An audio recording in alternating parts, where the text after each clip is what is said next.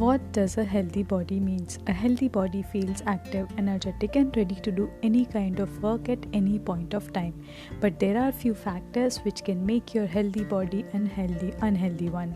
Hi guys, this is Trapti Sharma and welcome to Breathitation, and today let's talk about healthy body. So, healthy body exactly होती क्या है? Healthy body is a result of your good lifestyle. आपकी lifestyle अगर अच्छी होगी then you'll be able to achieve a good body. But what is lifestyle then? Lifestyle is set of our habits.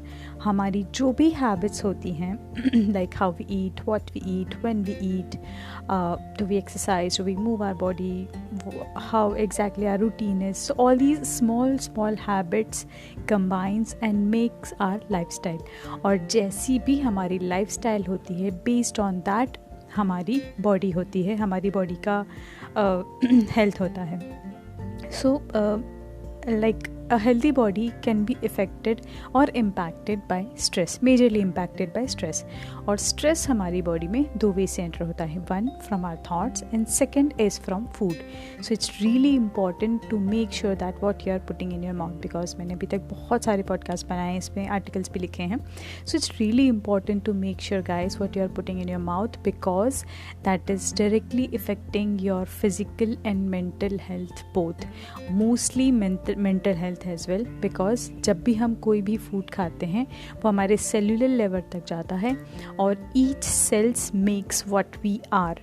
हम जैसा feel करते हैं वैसा ही हमारा सेल्स फील करते हैं, और we can say reverse as well, जैसा हमारे सेल्स फील करते हैं वैसा हम फील करते हैं. And we are society of 700 trillion sales.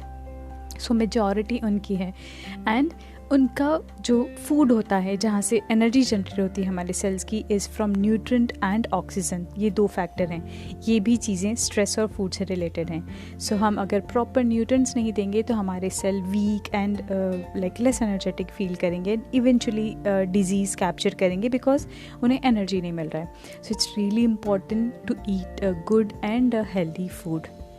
Now, apart from good and healthy food, it's really important about timing as well.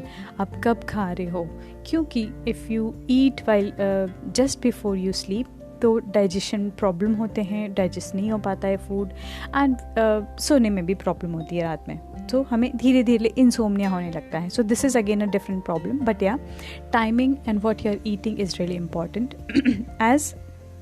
As I was saying, like it affects your physical health as well. How it is? Because our immune system is nothing but 70% of our gut bacteria. हमारे गट में bacteria होते हैं, कुछ good bacteria होते हैं जो कि हमें हेल्प करते हैं हमारे फूड को डाइजेस्ट करने में, हमारे फूड से न्यूट्रिएंट्स एक्सट्रैक्ट करके बॉडी में सेंड करने में. बहुत सारे डिफरेंट रोल्स होते हैं उनके.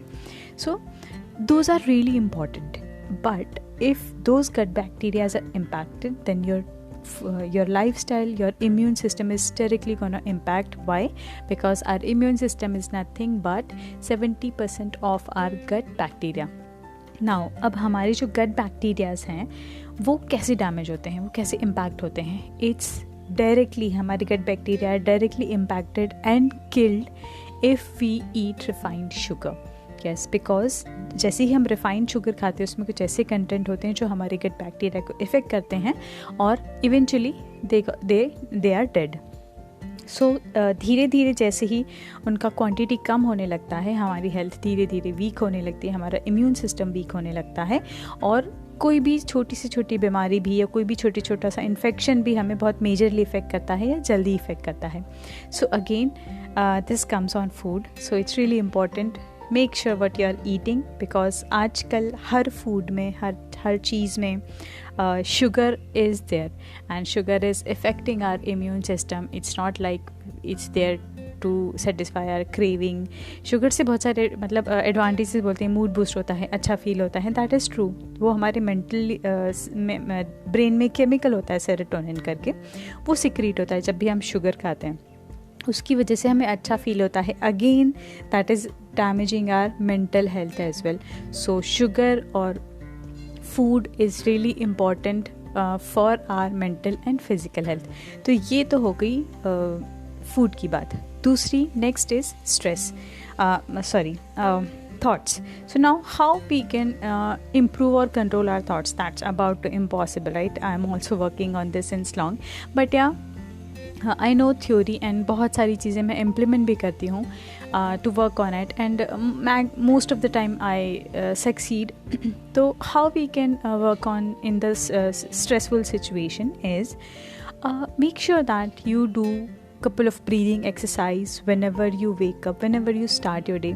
जैसे हमारे लिए ब्रश करना, नहाना, खाना, everything is important, it's part of our lifestyle, right?